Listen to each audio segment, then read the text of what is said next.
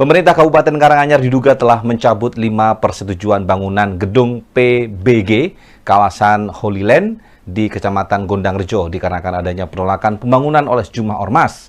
Oleh karena itu, Lembaga Bantuan Hukum GP Ansor sebagai kuasa hukum Yayasan Anugerah Sejahtera selaku pemilik Holy Land akan menggugat Pemkab Karanganyar ke Pengadilan Tata Usaha Negara (PT-UN). Ketua Umum LBH GP Ansor Dendi Juhairil Finsa menyampaikan bahwa ada 5 persetujuan bangunan gedung PBG tersebut sebelumnya telah diterbitkan oleh Pemkab Karanganyar. Namun setelah ada desakan dari sejumlah ormas, kelima PBG dicabut pada akhir Desember 2025. PBG yang sudah dikeluarkan Pemkab Karanganyar kemudian dikoreksi, ditunda dan akhirnya dicabut sendiri. Cuma dalam waktu 3 hari melakukan itu, menurutnya ada tindakan sewenang-wenang yang dilakukan oleh pemerintah Kabupaten Karanganyar, bahkan tanpa mengajak Yayasan Anugerah Sejahtera untuk duduk bersama membahas apa persoalan tentang pencabutan PBG. Dendi mengatakan bahwa sebelumnya setelah PBG diterbitkan, muncul surat dari ormas pihaknya menduga pemerintah takut terhadap tekanan yang diberikan ormas tersebut. Saat ini pihaknya telah melayangkan banding administratif setelah pencabutan PBG tersebut. Jika langkah ini tak membuahkan hasil, pihaknya akan melayangkan gugatan ke PT-UN. Sudah dikeluarkan, kemudian dikoreksi oleh mereka, ditunda, dan akhirnya dicabut sendiri. Ini kami melihat cuma dalam waktu 3 hari bisa melakukan itu. Ini kami melihat ada tindakan sewenang-wenang yang dilakukan oleh pemerintah Kabupaten Karanganyar tanpa melihat, mendudukkan, mengajak Yayasan Anugerah Sejahtera untuk duduk bersama apa persoalannya. Penundaan yang dilakukan oleh Bupati Karanganyar sebelumnya, kami melihat ada surat dari kelompok laki gitu ya, menyatakan menolak, kemudian Bupati berdasarkan itu melakukan penundaan, kemudian mereka melakukan pencabutan. Ini sangat diduga keras oleh kami ada keberpihakan atau takut atau apa yang dilakukan oleh Pemkab Karanganyar sehingga tidak memberikan ruang atau menjadi intoleransi terhadap masyarakat sendiri, warga negara sendiri untuk beribadah di Indonesia gitu ya, sebagai warga negara Republik Indonesia. Sementara itu, Ketua Yayasan Keluarga Sejahtera Triwaluyo selaku pengelola Taman Doa Holy Land mengatakan pihaknya telah menempuh prosedur yang berlaku dalam pembangunan Holy Land ini. Pembangunan telah berjalan 1,5 tahun dan pada September 2025 kemarin pembangunan dihentikan dengan adanya surat dari Bupati Karanganyar dan kemudian 5 PBG dicabut. Pihaknya juga menyayangkan keputusan tersebut karena Holy Land atau Bukit Doa dibangun dengan fungsi sosial budaya, bukan hanya untuk komunitas tertentu. Lumayan banyak gitu ya yang kemudian kita bisa keluarkan, dan kaitannya dengan pencabutan PBG ini pun juga prosesnya dalam proses untuk terbitnya PBG itu kan ada iuran-iuran yang kami bayarkan secara online tentu saja, yang memang sesuai aturan yang ada. Itu pun juga akhirnya akan menjadi sesuatu hal yang menjadi kerugian kami seperti itu. Dan selain itu juga kerugian-kerugian lain yang kami tanggung berkaitan dengan baik itu penundaan dan juga berkaitan dengan pencabutan PBG ini seperti itu. Dan juga masyarakat yang bekerja, yang berjualan di sana, karena selama ini pun juga dalam proses pembangunan ini kan otomatis ekonomi dan kemudian juga lingkungan di sana itu pasti akan terangkat, sehingga otomatis juga warga sekitar dengan dampak penundaan dan pencabutan ini otomatis akan juga berdampak kepada lingkungan. Ini sebenarnya bukan hanya berkaitan dengan kami yayasan, tetapi juga dengan lingkungan dan juga dengan kedepannya ketika kemudian ini terus terjadi seperti ini, ketidakadilan dan kemudian sesuatu hal yang kurang bijaksana, maka ya itu akan menjadi sebuah presiden yang buruk. Jonas Candi, Karanganyar, TA TV. Akhirnya datang bagi kelompok intoleran di Indonesia. Praktek pembubaran ibadah yang selama ini dilakukan dengan sombong, bahkan sering dipertontonkan di ruang publik, akan segera berhadapan dengan ancaman pidana.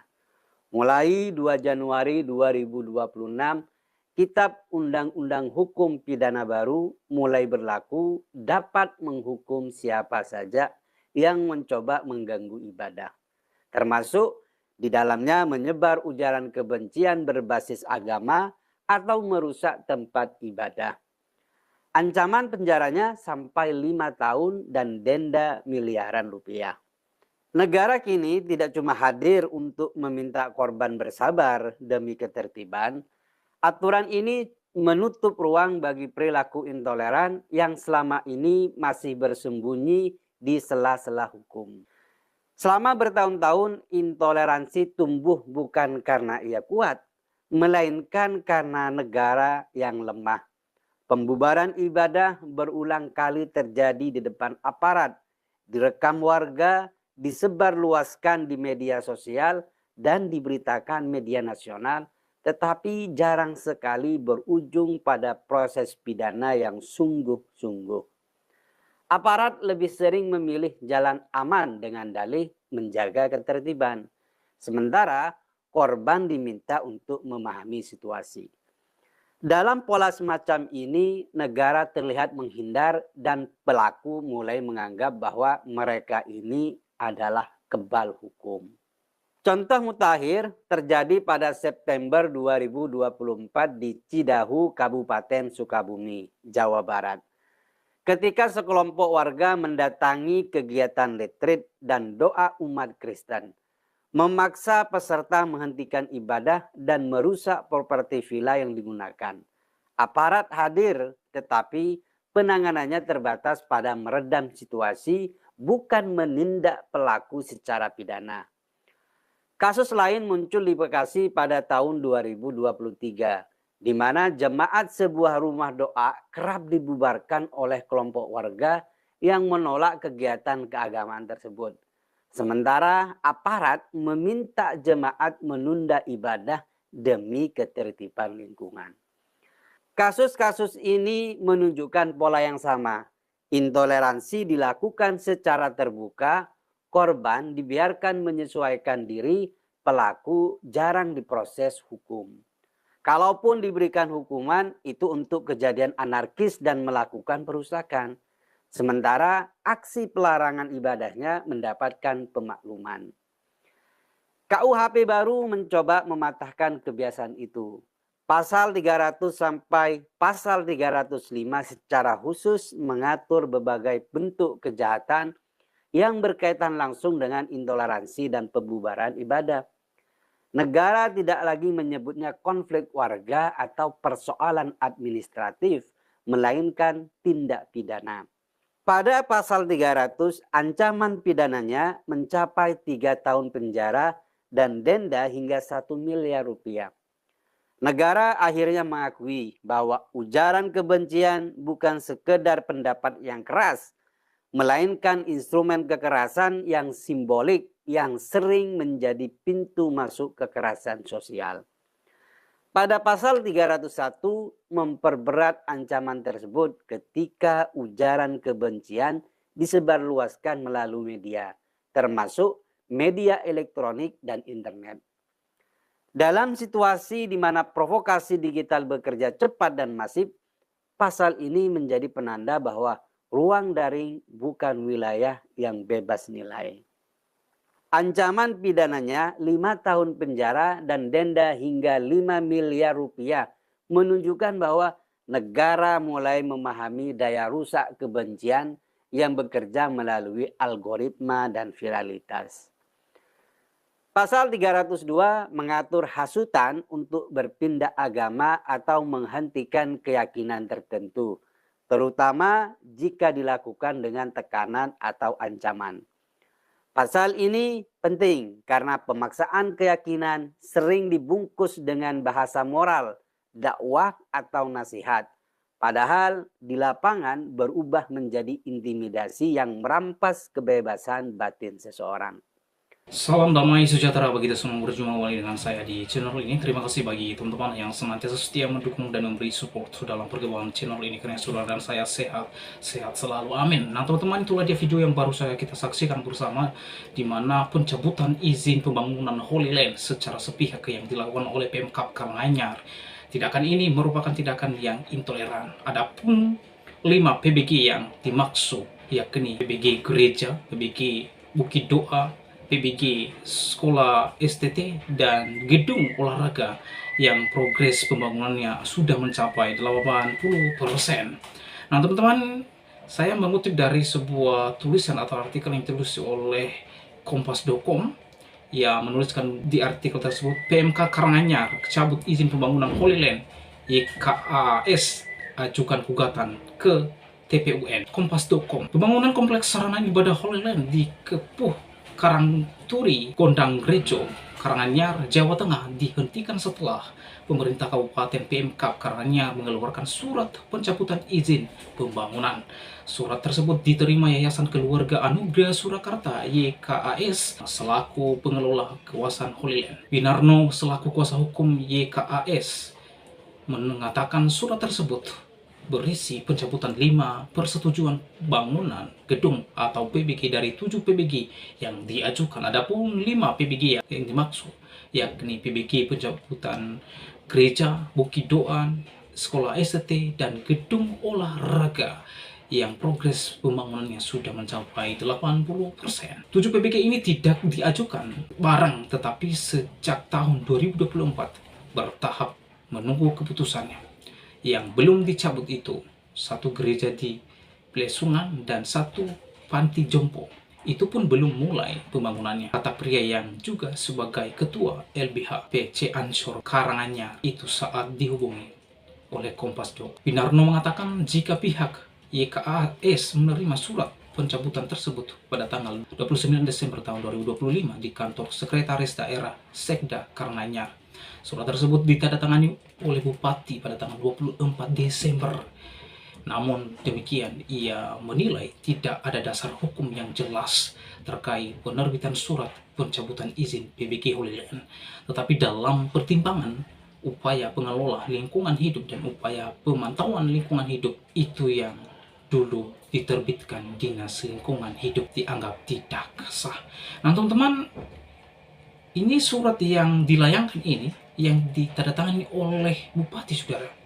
Dan dikatakan di berita ini bahwa PMK tersebut atau Bupati tersebut melakukan atau memutuskan secara sepihak. Dan kuasa hukum ini menilai tidak ada dasar hukum yang jelas terkait dengan penerbitan surat tersebut. Nah ini kan kocak teman-teman ya. Jangan-jangan bupatinya sudah disusupi oleh otak intoleran. Kenapa? Karena tidak dilibatkan pihak dari Holy Land dalam membuat satu keputusan. Ini keputusan sepihak. Bagi saya, keputusan sepihak ini merupakan pelanggaran hukum. Pelanggaran hukum yang dilakukan oleh bupati tersebut. Ia menamenai menandatangani pencabutan izin PBG Holy Land tersebut. Merespon putusan tersebut, pihak YKAS akan mengajukan gugatan ke Pengadilan Tata Usaha Negara PTUN. Ketua Umum LBH PB GP Ansor Pusat dan di Zuhairin Finsa menilai bahwa PMK Karanganyar telah melakukan tindakan sewenang-wenang. Menurutnya proses koreksi hingga pencabutan PBG dilakukan secara mendadak tanpa melibatkan pihak yayasan ya untuk berdialog. Hal ini otak-otak kadrun ini. Ya, kalau kadrun itu ya seperti itu otaknya. Sebelum mengajukan gugatan ke PTUN, kami sudah mengajukan banding administratif ke PMK Karanganyar atas SK Bupati Karanganyar yang mencabut PBG. Hal itu yang akan kami jadikan dasar untuk mengajukan gugatan di PTUN, ungkapnya. Sementara itu, Kepala Bagian Hukum Sekda Karanganyar, Meti Feriska Rajaduk, menambahkan jika pihaknya telah menerima upaya banding administratif dari pihak YKAS pada 7 Januari 2026 kemarin. Ia mengatakan ada 3 SK Bupati yang digugat. Gugatan adalah hak dari setiap warga negara dan dijamin oleh undang-undang. Namun gugatan di PT UN diawali dengan upaya administrasi terlebih dahulu dan pihak yayasan melalui kuasa hukumnya sudah mengajukan keberatan administratif terhadap ketiga SK bupati tersebut yang diterima PMK tanggal 7 Januari 2026 kemarin. Tutup dia. Teman-teman, sangat disayangkan seorang pejabat publik yang tidak memfasilitasi terkait dengan pembangunan Holy Land. Seharusnya tugasnya memfasilitasi, memberikan solusi, mencari solusi, bukan takut kepada ormas-ormas yang ini. Sungguh sangat disayangkan ormas-ormas ini membuat satu kegaduhan. Seharusnya fungsi ormas-ormas ini ditiadakan aja. Ini merusak kerukunan antar umat beragama. Saya melihat bupati ini takut terhadap ormas-ormas itu karena tekanan ormas itu. Harusnya pemerintah tidak takut terhadap orang-orang ini karena mereka hanya segelintir orang saja. Sudah ada PBG-nya lalu dicabut. Wah, ini kurang ajar ini. 5 PBG ini sudah ada, tetapi PMK setempat melakukan atau membuat satu keputusan secara sepihak tanpa melibatkan yayasan, KAS untuk berdialog. Nah, ini kan satu pelanggaran yang sangat-sangat disayangkan, harus diusut tuntas dan dilaporkan. Nah, teman-teman, oleh sebab itu teruntuk kepada Menteri Agama.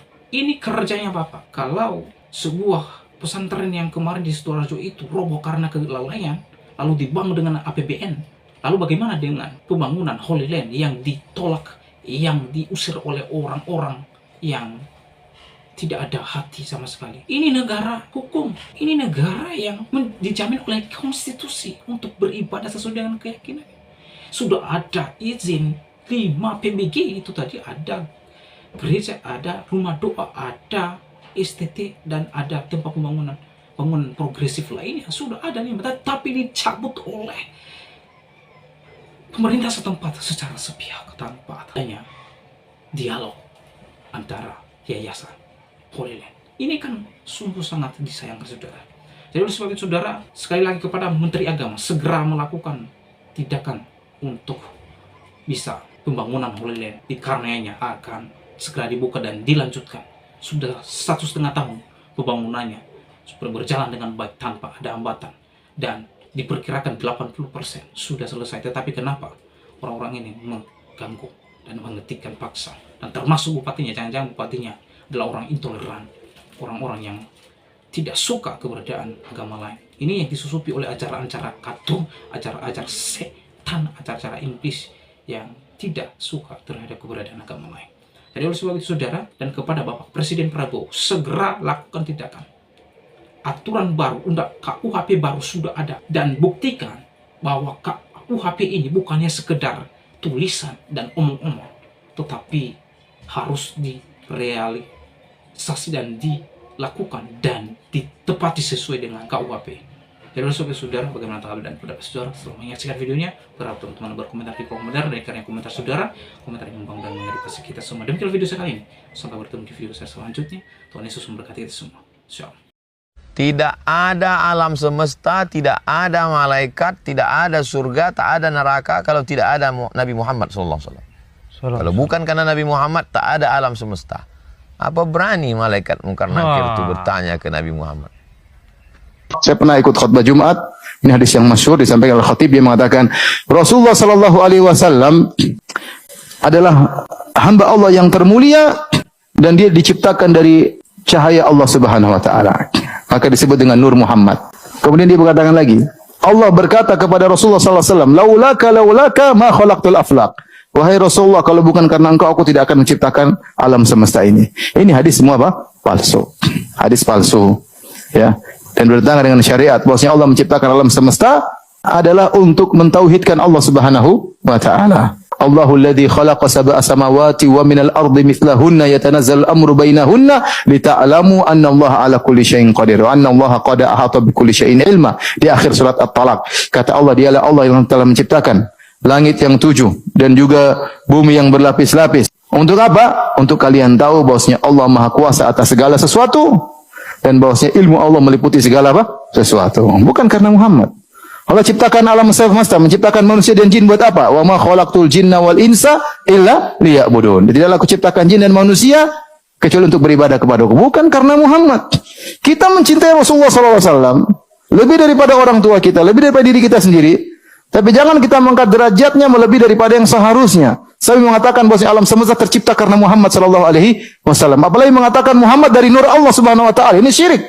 Seakan-akan ada juz Allah yang terpisah kemudian menjadi Rasulullah SAW. Ini semua hadisnya hadis apa? Palsu. Syekh Al-Khafadhi mengatakan, liwalidai taha maqamun ula fi jannatil khuldi wa daris sawabi wa qutratun min fadlatin nabi fil jawfi tunji min alimil iqabi fa kaifa bi arhamin qad ghadat hamilatan tasla binaril azabi. Kelebihan nabi daripada kencing, darah, keringat dan lain sebagainya yang masuk ke dalam perut seseorang itu bisa menyelamatkannya dari api neraka. Orang tua Nabi memiliki kemuliaan, masuk ke dalam surganya yang tertinggi. Bagaimana tidak kelebihan sedikit dari Nabi SAW yang masuk ke perut seseorang itu bisa menyelamatkan dia dari api neraka, maka bagaimana dengan orang tua Nabi yang mengandung Nabi SAW akan masuk neraka Allah. Maka kita memiliki keyakinan bahwa orang tua Nabi ahli surga, masuk neraka. Sayyidah Aminah dan Sayyidina Abdullah dalam akidah Ahlussunnah wal Jamaah, mereka di zamanil fitrah dan mereka diselamatkan oleh Allah dan masuk surganya Allah Subhanahu wa taala. Kemuliaan dari Nabi yang telah mengandung jasad Nabi, darah Nabi, maka Allah akan menyelamatkan, maka Allah akan memberikan kedudukan tinggi di sisi Allah Subhanahu wa taala. Mudah-mudahan kita yang telah diberi anugerah oleh Allah bisa memandang rambut Nabi, mencium rambut Nabi, bisa memandang dan mencium fisik Nabi, jasad Nabi kelak di akhirat. Amin ya rabbal alamin.